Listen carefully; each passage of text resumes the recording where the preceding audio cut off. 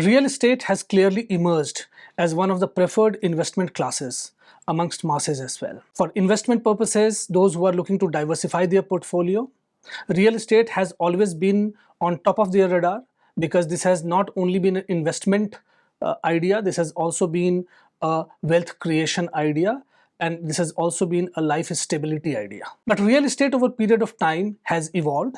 Real estate has grown in India, and today it offers many more avenues to enter the market, invest, and drive ROI out of your investment. There are many ways to do it. You can own a property directly, you can invest in a property directly, which requires huge capital infusion at the time of investment. You can go via REITs, which is Real Estate Investment Trust, which is what we're going to talk about today. There are real estate mutual funds that you can invest in. There's fractional ownership that you can go for. There are multiple avenues. There are multiple opportunity areas, investment areas that are opening up for you as an investor to invest in real estate today. We are going to today talk about investing directly in a property, which is direct ownership of property, versus investment through REITs. And we'll talk more about it. Namaskar, I'm Prasoon Kumar and you're watching this new episode of The Property Show on MBTV, world's largest real estate online channel. To discuss this very important topic, I've got a stellar panel of guests today with me. And I'll begin with introduction of the guests. I have got Mr. Jitesh Gupta, who's founder and director of Adore Group, which is a fast-growing real estate company based out of North India. I have got Mr. Aditya Yamsanwar, who is director at Team 1 Arteq, which is a leading architecture interior design firm. I've got Mr. Bhavya Bagrecha, who is a fund manager with the Bharat Bhumi Fund. Bharat Bhumi Fund, which is also known as Bharat Value Fund Series 5, is a differentiated real estate investment platform. I've got Mr. Purushottam Singh, who's managing partner at Homely Yours, which is a fast-growing physical PropTech company. And I've got Mr. Ashish Agarwal, who's Senior Vice President and Investment Advisor at Anarok Capital. Anarok is a leading international property consultant. Welcome, gentlemen. So let's begin by really taking your views, and I would just want to kind of begin the show with a fire round. So let's begin with you, Aditya. If you have to choose between direct investment and REITs, which one will you choose? I think REIT anytime.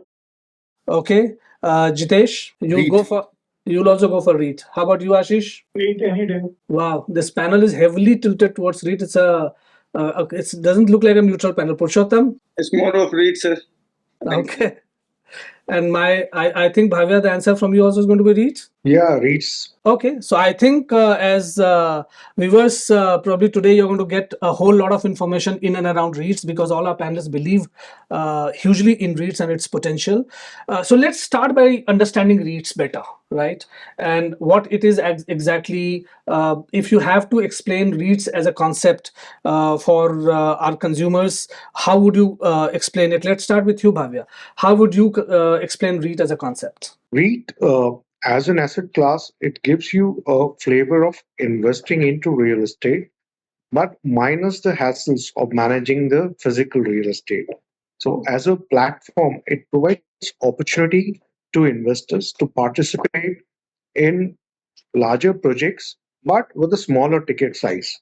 So, that particular incentive, if you draw a parallel analogy to invest via a direct in equity market to a mutual fund, equity mutual fund. So REIT is also kind of a passive investments, but you leverage the benefit of real estate assets, which is an underlying asset class, and it is also evolving. So REIT in a nutshell would be a passive investments, but generating a superior real estate return. Okay, let me go to you, Jitesh. Take a developer's perspective, because you develop and sell, properties per se, the way consumers understand the physical possession of the property.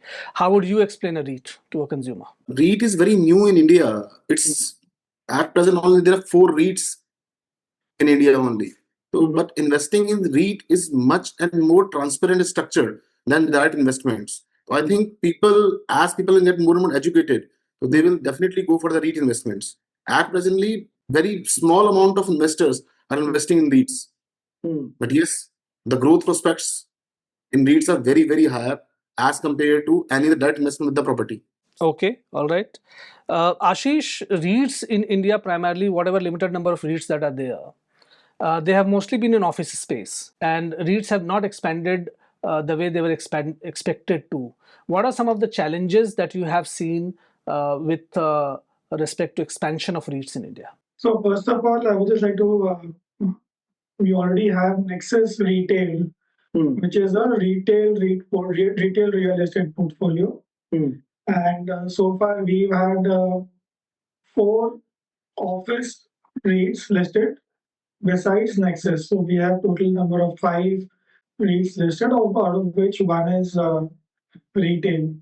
Of the balance 4, currently we are at about 13% odd penetration of offices, grade A offices, which are within the REIT structure.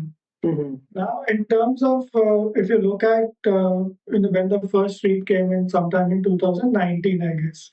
Yes. So it's been 6 short years, not too long, and part of which was during the COVID, when obviously there was a work from home movement and offices were not doing well as an asset class. So if you look at the data since listing, so if I have the data with me, so Embassy since listing has given about 70% return over the last 5 odd years. Mindspace has given 40%, Brookfield has given 16%, Nexus has given 43%. People are making more money in other asset class in pure equities as compared to REITs. So once people see some degree of outperformance and a stable and longer history, that is when you'll have a greater demand coming in. So of course, I think that is something that will happen eventually. But at least as of now, when I look at the investor, the premise of it being a principal protected asset class has not been seen as much because people have seen some drawdowns in the valuation, during the COVID days. People need to get over that cycle. People need to get a little more comfortable with how the cycles behave for the more serious money to come in. But we continue to remain very positive. Okay. On this asset class. Yes. Okay. All right. So Aditya, tell me. We have Ashish who's talking about how REITs probably have not been able to give the kind of returns so far that probably one would expect, and not beating the other asset classes. What have been, according to you, in this short journey of REITs in India, what have been the key milestones that you see? To start with, larger organizations who have taken the initiative to go for REIT itself gives the platform for everyone else to look around. So between the 4 REITs that are listed out, there's a consumption of almost 1 lakh crore kind of inputs that have already been inserted. The expected inflow for the next 5 years is the asset under management for REIT should go to 3 lakh crore. So there's definitely a demand for the REIT. The problem is the supply side. If you look at what REIT constitutes, it obviously is a grade A asset, completely leased out, and a long lease. When all these 3 factors come into picture, which is a typical scenario for an office building or a data center or a warehouse, I think that listing will see the sunlight. Okay. So Bhavya, what are some of the challenges that you see associated with REITs when it comes to an ordinary retail investor deciding to invest between direct ownership of property or REITs? What are some of the pitfalls that he may see? One of the factor is about the valuation of the properties which is there. So the fact of appreciating that the REITs which are listed, there is a good amount of benchmarks which are available, and a lot of these REITs which are coming up, they are coming from institutional equity funds who are there for a longer run. Because traditionally real estate asset, and specifically commercial or retail asset, you need a lot of capital to make the asset ready, and the current regime which is there that focuses on income producing asset. So in that particular process, with more and more institutional player coming into the picture, and the awareness of the project or the product which is there with the retail investors, because traditionally We are so obsessed with the fixed returns FDs and the fear of basically wealth protection. All these aspects as an asset class REIT uh, addresses to a greater extent, but awareness is something which is very important. Over a period of time with the regulatory reforms, because it started in 2014 but picked up in 2019 only. So even during that period, a lot of reforms in terms of taxation and other guidance which were missing. So they've also come in. And as the panelist mentioned about the 6 years of REIT journey. So far, the journey is, I would say, just begun, but people are now witnessing this asset class that a lot of new investment avenues are available, and specifically with the new generation coming into picture, where a lot of investments can also be owned digitally without the hassles of physical assets. So REIT with awareness is a good product which can pick up. Second is again always a challenge in terms of the interest rate arbitrage, which is there because generally REIT comprises of two sets of returns. One is a regular return (ROI), and second is a long-term capital appreciation. So there on that particular front, more uh, players are there. If they are entering into the industry, I think the deepening of market will happen. So that's where the crux in terms of divesting the assets to a larger player will be an important factor because the current regime do allows the transactions at NAV level, but still valuations are very subjective. And if more equity players or players with deep pocket enter into this particular thing, I think there'll be active interest from the retail investors as well. Okay. Jitesh, let me take this to you. This entire fear that could be associated with the proper valuation or wealth protection and so on and so forth. Do you think there are still policy level interventions which are required, which will further reform this particular area and therefore make this more lucrative? Yeah, definitely. Government should introduce more policy reforms in the real estate sector. See, after introduction of RERA, people are now investing more and more in this real estate sector. But still, some policy measures are required.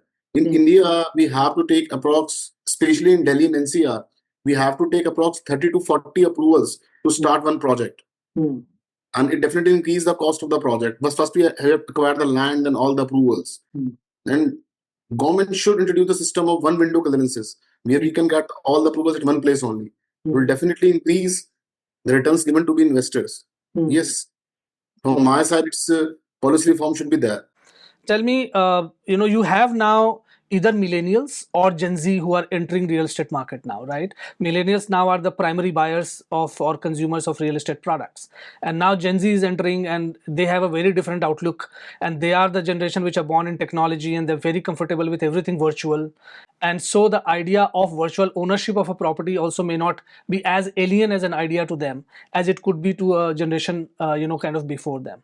Now, what do you see as a play of Gen Z and millennials being the primary consumers of real estate and the growth of REIT kind of concepts therefore?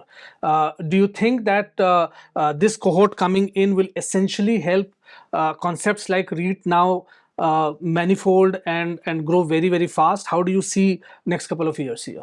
Yeah, as our panelist also mentioned about the awareness. So when we are talking about millennials and Gen Z, so we don't have to make them aware. And basically, what is happening now and what was happening before was that whoever investor was investing in real estate, he was also looking at asset appreciation and also as a look and feel. He can have a customer centric design so that his customer likes the place more, since we are talking about more of retail and commercial office spaces also.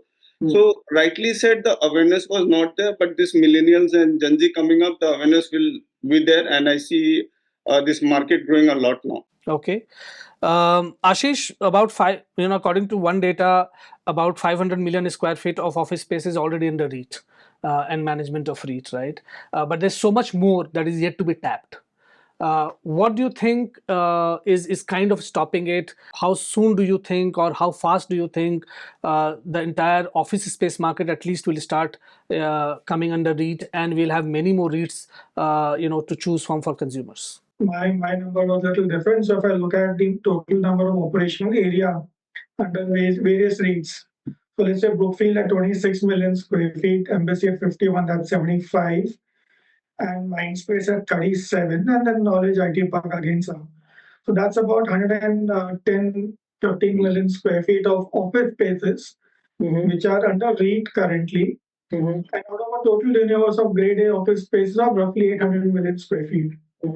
So that's about roughly, give or take 12 to 14%, depending on what is your definition of how much grade A is there. The grade A estimates anywhere between 760 and 830 million square feet across India. So yes, the headroom is still pretty substantial. Now, in terms of there are 3 more REITs which are registered but not listed. I would expect even they should start, offering their units to the investors sooner or later. So that will obviously increase the amount of supply. Some of it obviously has, it's a function of valuations. It's a function of, what the institutional investor interest is also. And a lot of assets are also held by, single buildings which are held under fractional ownership. So what is really holding it back? I think it's a matter of progression. So if I look at say developed markets like say US, where REITs have been there for a very long time, and you have a 90% penetration over there. Plus, the institutional setup is a lot more robust over there. If I compare that with India, FDI in real estate was permitted 20 years ago. REITs as a regulation came up in 2015 to 17, and the first REIT came up just about 6 years ago. So it's not that we've spent a lot of time in the industry and that things have been stopped. There's a progression to it, and we are following that progression. I'm not particularly perturbed about the pace of adoption or penetration of REITs in the overall industry. Okay, so one is the supply side of it. The other is also the demand side of it, where awareness is one part of that, where many more investors need to be aware about REIT as an opportunity. But Aditya, I just wanted to understand from you, when you look at demand for assets like REIT and ideas like REIT, how do you see that? How do you assess that? Do you think in India we have enough and more of it at this point of time, or there's work that needs to happen to really educate and bring a lot of consumer into the fold within this concept? I think being an architect, we design buildings for AAA clients. We're working with multiple funds, including the Blackstone and the Brookfields of the fund. I think that the demand for office spaces or data centers surpasses what is the current supply. Number one. The second is from an awareness perspective. I think a lot of landlords, developers, large players have started designing spaces REITable. So when they launch a project right from day zero, I think the plan of action is not to hold but go for a REIT, which means the building has to be LEED certified, green certified, ESG compliant, and so forth and so on. So I think from a supply side, I think there'll be a lot of players who will come into picture. From the demand side, I think like everyone is talking about awareness, I think one of the awareness that's going to get created is passive income. What you spoke about, the Gen Z who works and lives on EMI would like to have a passive EMI irrespective of whether he has a job or not. So that income is going to give him a monthly yield irrespective of what his work. So it's a matter of time before everyone jumps into from a supply and demand side. Okay. One of the challenges that is foreseen in REITs is primarily the supply, and at this point of time. And I wanted to understand from you, Jitesh, as a developer, as part of the developer ecosystem, how do developers view REIT as a concept, and what is stopping more and more supply getting into the REIT fold? See, REIT at presently mainly focus on the grade A office assets only. But there is one area smaller cities. Now the concept of warehousing, just because of better infrastructure, now smaller cities and big cities are interconnected. So according to me, REIT should also focus on logistics, warehousing part only. So it will definitely increase the supply of REIT and people will get more and more returns. One other factor is that in smaller cities, lands are very reasonable. While just because of greater connectivity due to infrastructure and everything, now more and more expressways are coming. So REIT should always focus on this warehousing part only. One more thing, now the Global Capability Center, GCC, now Japan is expanding in India also. Recently, they have opened their GCC's Global Capability Center in Bangalore. As more and more GCC will come into India, so scope of REIT will increase, returns will be increased. When returns will be increased, then more and more investors will come up. And one more need is there to educate our investors how REIT is performing. That's one way to look at it. Bhavya, I wanted to understand from you, from your perspective, what could be supply side constraints or impediments that you see? First is in terms of right now, the focus has been more on the office assets because that is the kind of asset which was already available in terms of the development. One of the crucial factor is that though a lot of developers are now orienting themselves towards creating readable platform, but availability of the capital is one of the major factors. So a lot of platform level deals has to happen, and we need some kind of a bridge investors for whom it can become a exit oriented strategy where they sell the asset to the REITs.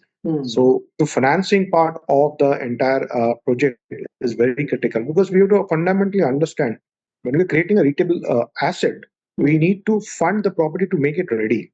And for that, the bulk of construction cost has to be funded. Though traditionally, developers have relied in terms of the private financiers and bankers as well. But on a long-term basis, we need good institutional capital flowing into or a kind of a platform which is there where it can provide a requisite amount of capital which is there because real estate is always starved of capital to create all the larger projects. You need good capital base, which is the second is that we will also have to grow beyond our existing obsession about the office assets because REIT in the current scenario is more focused on office assets because that was the only asset which was available. But given the new age assets also which are coming into picture, be it in terms of the data centers, the logistic parks which are coming, even the government's emphasis on multimodal logistic parks. So the government has also broadened their definition for retail assets as income producing assets. So even hospitality assets, the resorts and other things, the more broad basing of the asset class will also help to address. The third important part, which on the regulatory front, which I welcome, which the government has done, is also bringing the threshold down for REITs. So with the SM REITs regulations, which have been rolled out, so even asset which is around 50 crores plus, people can now bring in more REITs. So this allows a lot of flexibility. Okay. So aside from availability of funds, and obviously, probably you need to have an investor to come in and, take the ownership and then, kind of take it forward from there. What are other, for the benefit of our viewers, what are other things that, say, a building should have to be REIT ready? So if we see where the market is also heading is people are getting more climate sensitive. So we're looking sustainability practices keep coming into picture. And a lot of global funds are also allocating their capital based on the sustainability elements which are there. So I would say sustainability is an important factor, a lot of certification, LEED certification. So these buildings always tend to get better rental realization as compared to the other buildings. Another part is more efficient usage of the energy which is there. So the green transition, what we're talking about, even the design elements, if they're embedded right at the drawing board, I think a lot of recurring costs in terms of operational costs, which is again a direct addition to the bottom line. If we are planning the design well, probably these are some of the critical elements which will also enhance the lucrativeness of the returns from these investments. The sustainability design planning concepts will be key in terms of further taking it to next level. Okay, so let me take this to Aditya then. Of course, Aditya, sustainability, green norms, reducing emissions, efficient use of energy sources. These are the buzzwords, and everyone is talking about them. Uh, how much do you see of this actually getting implemented across projects today? Would you say that most of the projects that you are working on would be REIT ready from this perspective, and they have a whole lot of sustainability ideas built into them? How do you see this? Every large campuses which are targeting international customers, GCCs, these clients come in with a long lease, anything between 5, 10, 15 years. And REITable assets are looking for assets which can confirm rentals per month, right? Yes. And hence, every possible developer who wants to look at REITable is going for sustainability. They are taking enough efforts to increase the cost if it's required, to improve the capex investment at day zero, but the operating cost should come down. So I don't think there's a hairline doubt that people would like to cut down on the sustainability. The next step is also going on the carbon credit. So till now, carbon credits, buildings are being assigned carbon credit rating. And that is also another feature that's coming. So these are some of the standards that US had laid down in their country, and it's the same US companies which are coming to India, and for them, it becomes a very tangible comparison between structures. So let's just understand what's happening globally a little bit. If as an investor, if I have to really decide on investing in a REIT, what should be my criteria? I think that's a wonderful question and a very, very pertinent one. So there are multiple factors that I would look at if I have to pick up a REIT. Let me divide this into two broad buckets. One is the softer aspects and the harder aspects. So if I look at the harder aspects first, I will look at the business model. So for example, in India, we have two types of REITs. One is a retail REIT, and we have 4 office REITs. So retail REITs have a different business driver and the valuation driver, and office REITs will have a different set of business drivers. As an investor, you might want to know, what am I investing in? I mean, do I want to play the retail consumption story, or do I want to play the office uptake story? So that is, so your thesis is important over here. Number two, you want to look at the locations where these assets are. What is the kind of asset? What is the kind of rental they're getting? What is the kind of connectivity? What kind of improvement? And what Aditya mentioned about the ESG ratings, because that is a very strong indicator of future profitability as well. So these are some of the harder aspects. Then we come to softer aspects in terms of the management, governance, quality, their track record in acquisition, their track record in maintaining the asset value and pushing up the asset values on a regular basis. So these are the two things that investors should look at. All right. Purushottam, taking the same question to you, if an investor has to evaluate between various investment opportunities, including in REITs, while Ashish makes a case for doing a lot of research and really figuring out for yourself which location you want to, which city you want to invest in, what kind of asset class you want to invest in, what kind of exposure it has from tenancy point of view, and so on and so forth, right? Is there anything else that you advise your consumers? So basically, they need to understand the city, what kind of different assets are coming, what are the different companies which is investing in the cities, like we are discussing the GCCs coming in Bangalore or other different cities. So we need to understand the expansion of the city, the kind of investment coming to the city, and based on that, we can take a call on where and which location we should invest. Okay. Bhavya, what are some of the global learnings that one can have, because REIT is huge in US and couple of other markets? What are some of the global learnings that are there that we need to be knowing and keeping in mind when we are looking at REIT as an opportunity in India? If you see globally, a lot of these asset classes, what we've spoken about, they are being held by large institutional capital providers, and they are being provided to the right kind of operators. Now, in terms of office, it may be leased to the tenants. In terms of hospitality assets, there are good hospital players or the hotel operators who are operating this asset. So what happens is that their we get the advantage of the uh, experience where the capital providers who have a long-term horizon, they can build the asset, and those assets can be given to the right professional management who can manage and operate the return. Because for any REIT to be successful, it has to be a combination of both asset owner as well as the tenants which is there. So globally, we are seeing bulk asset ownership lies with the institutions, which predominantly derive their income either on a revenue share or a fixed rental basis. And these particular products are listed similarly like in India on the REITs, and people are having a significant allocation of their portfolio towards retail assets. And the benefit what people derive is it's a good hedge against the equity market which is there. And there also there's a good return history which the REITs have given. So bulk of our theses also have been derived based on the global practices or the benchmarks which are there. Okay. Aditya, your clients, how are they really looking at opportunities beyond the so-called A-class tier one town, assets that are there? Are they actually seeing an opportunity also in say tier two towns or new suburbs of emerging out of tier one towns, places where GCCs are coming, and so on and so forth? So, is there a diversification that is in action or that is in plan? Most of the customers, though, look at tier one city to start their offices or their establishment in India. Tier two is also picking up. So if you look at Cochin, Indore, there are multiple GCCs which are coming up. Ahmedabad, all of these were not primary cities. They have their own challenges, and that's the reason the rapid growth is a bit of an issue. One of them being human resource allocation.